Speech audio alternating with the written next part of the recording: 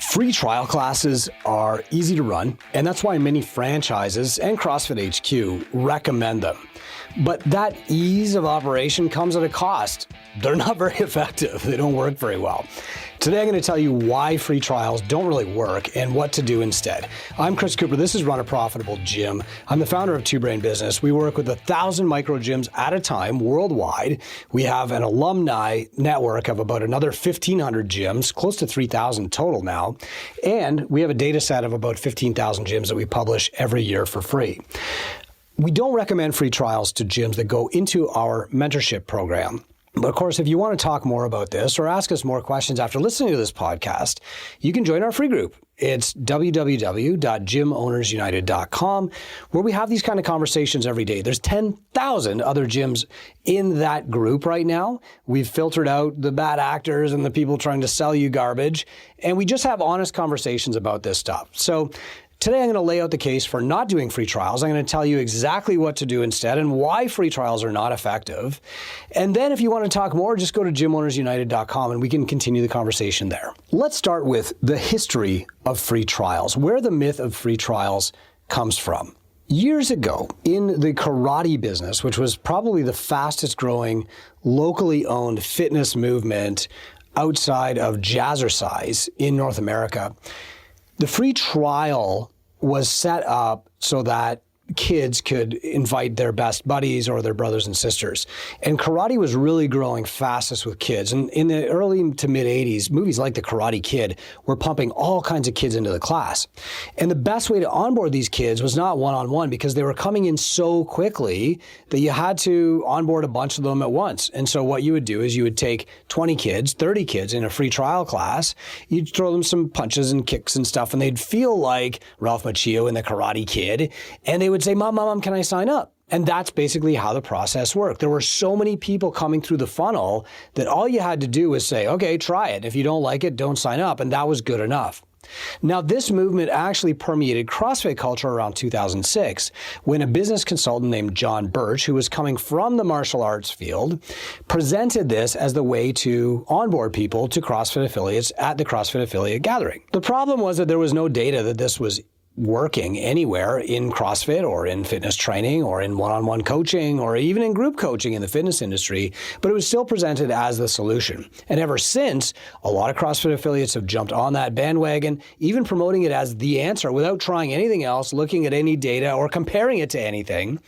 And other franchises have jumped on that bus too. Orange Theory F45 Fit Body Bootcamp, they all promote a free trial. Here's why we think this isn't the best way to approach a client in a coaching business. Free trials work if you have kind of unlimited or infinite lead flow.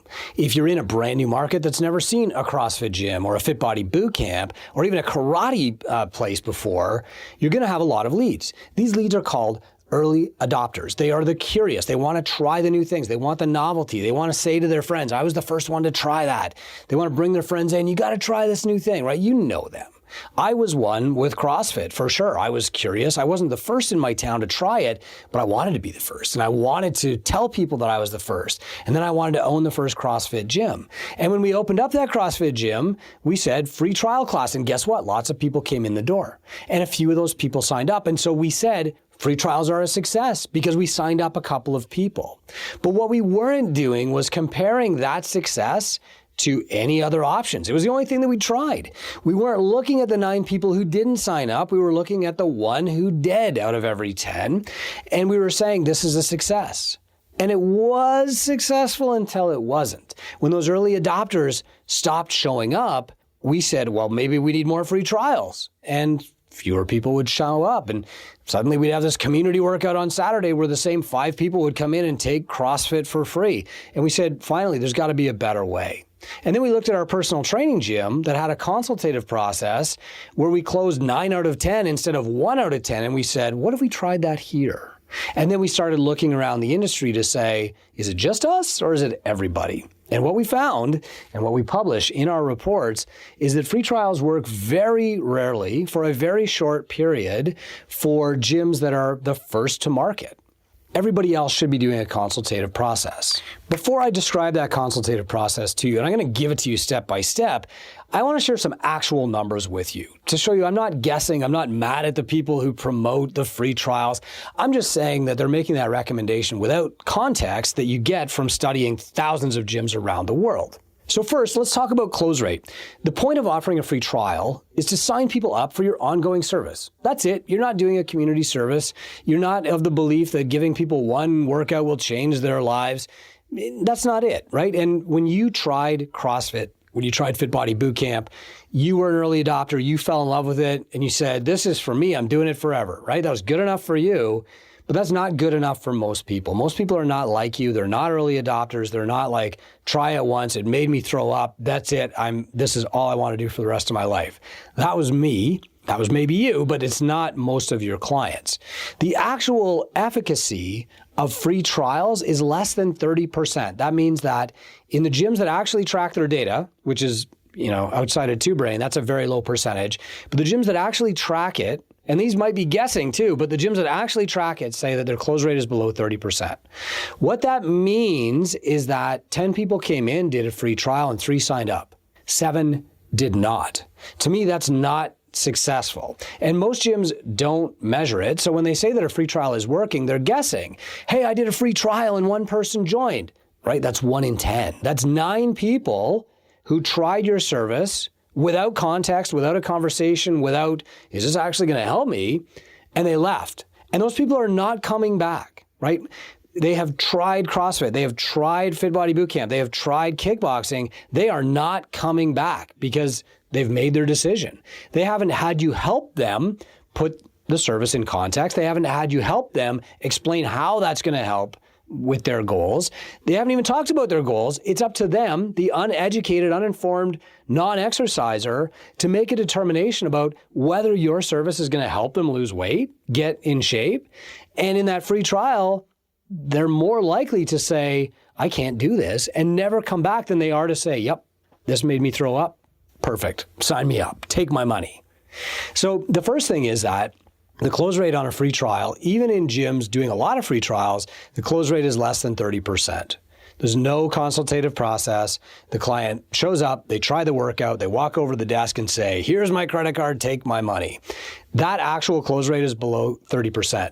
Now, if you're doing free trials right now and you're skeptical about all the stuff I'm saying, good. Like, skepticism is the cornerstone of science. We do science. I want you to be skeptical, look for proof, look for numbers. Here's what I want you to do. I want you to track your free trials for the next 90 days. Just 1 quarter. That's all you got to give me. Track your close rate. Out of all the people who come for free trials, how many of them actually sign up? That's the first metric that you've got to track if you want to be scientific, okay? If you want to make a logical argument for closing free trials, start by tracking your numbers. The second number that you want to track is length of engagement. For the people who do sign up for free trials, how long do they stay? Well, industry across the entire industry, I think the data across the industry shows that the average length of engagement is about 7.8 months. The people who come in through a free trial, who sign up without context, they just like it, they generally stay less than 8 months. Why is that? Well, because they can't differentiate between your coaching and somebody else's. So they might come in and they're at your Fit Body Bootcamp. They do a free trial. Hey, this was fun. 2 of my friends want to join with me. Let's sign up. And then 7 or 8 months down the road, they're looking for something different. And this is because they haven't had a conversation with their coach about what's best for them. Nobody has asked what their goals are. It's just they're doing this thing and now they're going to do something else, right? And actually, that's fine for a lot of people. Like if that novelty is what keeps them engaged in fitness, fine. But that's not going to help your gym if people are leaving every 8 months. That means that your churn rate is well over 12%, which means that every year you're turning over like more than half of your clients, right? It's crazy. So the people, conversely, who do a no sweat intro or do a consultative process, in Two Brain, we measure this. Those gyms keep people for 23 months. So let's compare. Every 8 months, your client leaves and you have to get a new one, versus every 23 months, almost 3 times as long, that's how long a client sticks around. Would you rather keep a client for 8 months or 23 months? Well, I'd rather keep a client for 23 months because in 8 months, I can't really change their life, especially if they're quitting my gym to do something else. In 23 months, I sure can.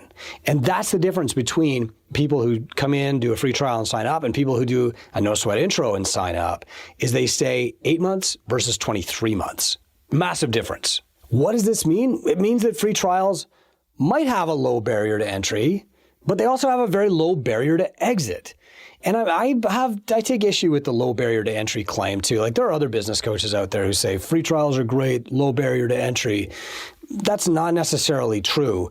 I think it's a lower barrier to entry for somebody who's unsure about fitness to come in and sit with me privately in an office with a door that closes and talk about their goals candidly and openly in secret than it is for somebody to work up the courage to show up and try this hard exercise that's making other people throw up and get injured. Like that seems like the high barrier. The misperception barrier is much higher than the consultative barrier. So free trials might seem like a low barrier to entry, but they're actually higher. They're also a low barrier to exit. They don't keep people around as long, and their close rate is poor, okay? They also introduce something that's called the commodity effect, and this is really closely tied in with people who come and try things and then move on to the next thing. The problem is that free trials don't differentiate your coaching. You might think that they do. You might think that somebody comes in, they try your F45 workout.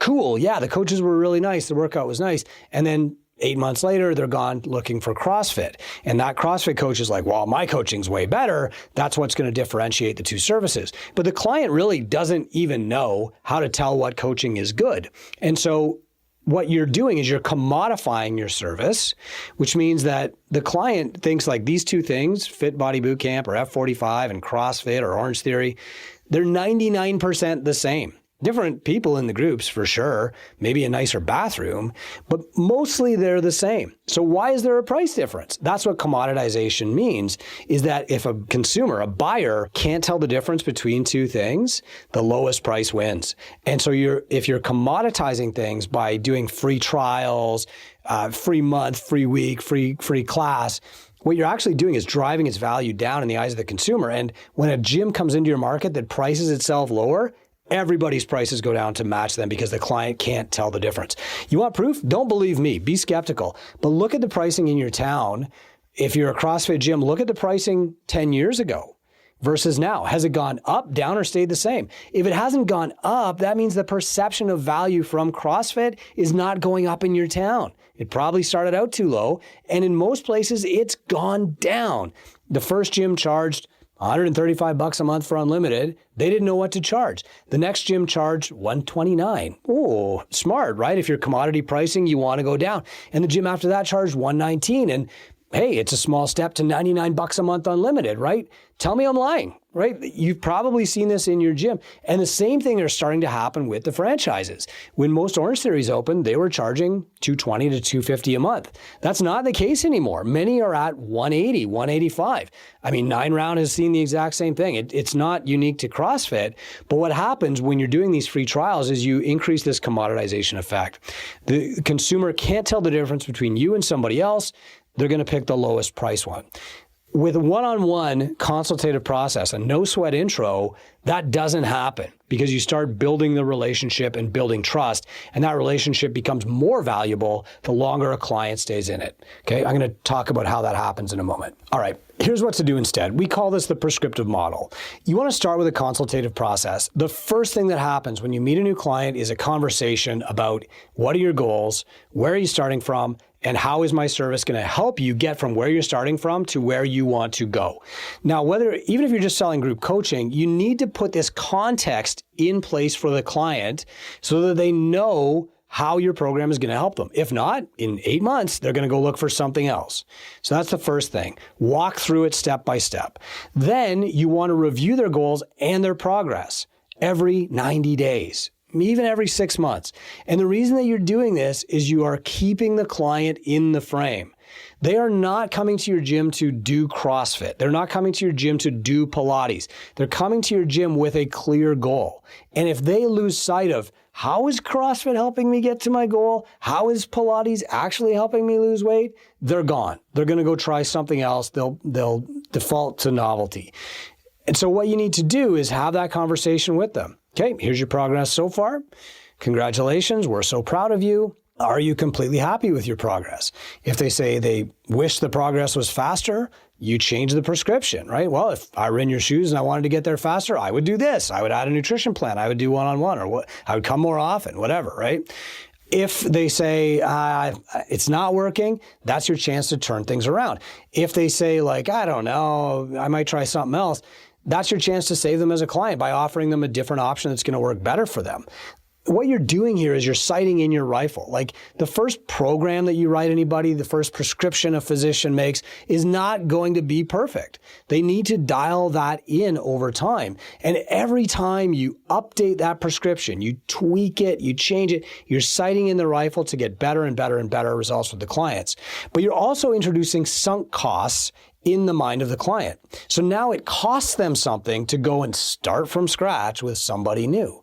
If you're not embedding that process, showing them how their program is changing, updating things with their goals and their measurements, there's no sunk costs, right? It costs them nothing to go to another gym. We think they're best buddies with us. We think we've got this relationship and they're going to stick around for that. They're not. They have no sunk costs at our gym, no emotional investment. They're going to go try something else. They're going to pursue novelty. Okay. The client who invests in their journey stick around longer, and they invest in their journey if you are invested in their journey, and you show them that by tracking their progress and updating their prescription as necessary. Okay. Prescriptive models and one-on-one client relationships are the cure to commoditization. You can have a one-on-one relationship with a client even if they only come to your group classes by implementing the prescriptive model, meeting with them, updating their goals, taking their measurements, and telling them, here's what's best for you now. Even if the prescription never changes, what's best for you is to keep coming to class.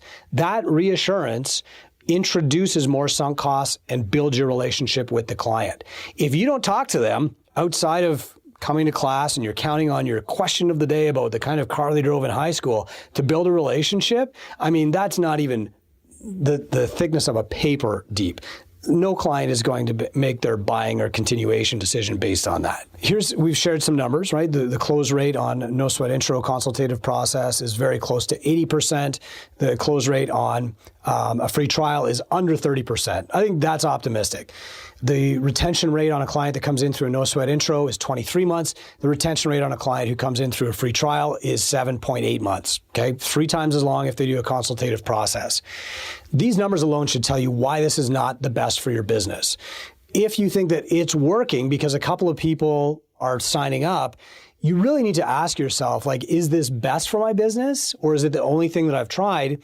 And is it best for my clients? The free trial was or seemed effective in 2008 because there were so many leads coming in of early adopters that if you ran a free trial class of 10, 3 were going to sign up no matter what you did. Like you couldn't blow it.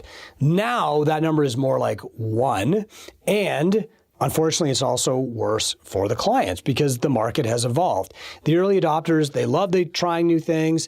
They weren't really looking for coaching. They wanted to use your equipment, right? Those are gone now, except in places like Eastern Europe where CrossFit, F45, high-intensity interval training is still brand new. Unfortunately, these are also very price-conscious places, so they need to get a lot of clients and maintain a lot of clients to pay their bills because the clients aren't paying very much.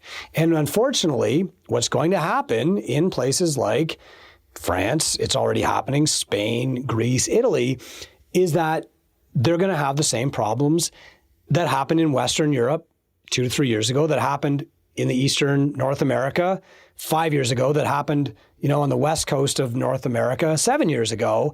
It's that these clients churn out really quick, and suddenly you're like, oh, I don't have enough clients to pay my rent. I've got to ramp up my marketing. And soon you spend all your time marketing, and it's this downward cycle, right?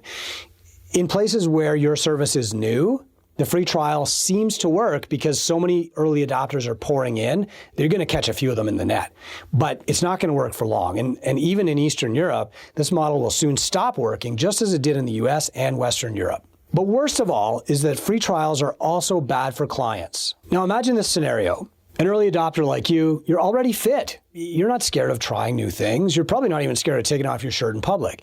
That is not the average client anymore. Imagine a new client that builds up the courage to go and try a gym. It's January. She's tired of feeling sluggish, tired, like her clothes don't fit anymore. She doesn't like the way her husband's looking at her, whatever. She finally builds up the courage to try going to a gym. Her only experience with gyms were back in the 9th grade when they played dodgeball every day and she got picked on because she was slow. She has never had a good experience with a gym in her life, okay? Your offer is a free trial. She shows up for a free trial. She doesn't know what to do. It looks like everybody around her is fitter, smarter. They fit their workout clothes better. And she feels dumb. Maybe even after 3 minutes, she feels sick, right? I can't do this anymore. CrossFit is not for me. Once she has said that in her brain once, she is not coming back. How do I know? Because this happened to me back in 2009, back when free trials were still quote unquote working. Somebody came in. They lasted 5 minutes. They sat on the bench. We were very encouraging, got her a drink of water, helped her with her blood sugar, gave her a banana. You can do it. You got it. But meanwhile, she's watching the next 60 minutes of people proving that she can't do it, that she doesn't fit in. And she said, you know what, this isn't for me. And she never came back. Now, I remember her name and face, but there were really probably a dozen of these before it hit me like, I am not helping people here. And I never saw her again. This particular client, I can picture her. Hopefully she wasn't turned off gyms forever, but there's a chance that that experience did turn her off gyms and fitness forever, and she's in worse shape now than she was back then. And again, I'm not sharing this because I'm proud of it. I'm sharing it because that was really painful for me. That was a rough epiphany. That was me stubbing my toe on the truth. And I don't want you to have to learn from the same mistake. You can learn from mine instead.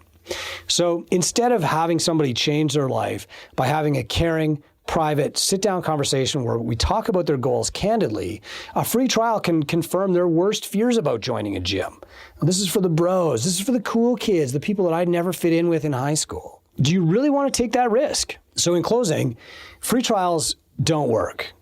They might be the only thing that you've ever tried, and so it might seem like they're working, but that's because you haven't tried anything else. Free trials don't convert well, they lead to lower retention, and they don't differentiate your coaching. In fact, they commoditize your coaching and drive the price down. The prescriptive model works better for your business and your clients. If you want to build a sustainable gym, ditch the free trials and focus on building real client relationships one-on-one with a no-sweat intro, a goal review, and consistently updating their prescription. I'm Chris Cooper. This is Run a Profitable Gym, and we publish this every week to help you. We don't publish this to start arguments with other business coaches who sometimes build their business on telling people to do the opposite of what we say. What we like to do is science, and that means tracking data, looking at metrics, and publishing what actually works. And so, if you want to do the right thing for your gym long-term, I strongly recommend that you move away from free trials and adopt a consultative process. A mentor can help. You can go to twobrainbusiness.com and book a free call with my team to see if mentorship is right for you right now. Thank you, Coach, for your service.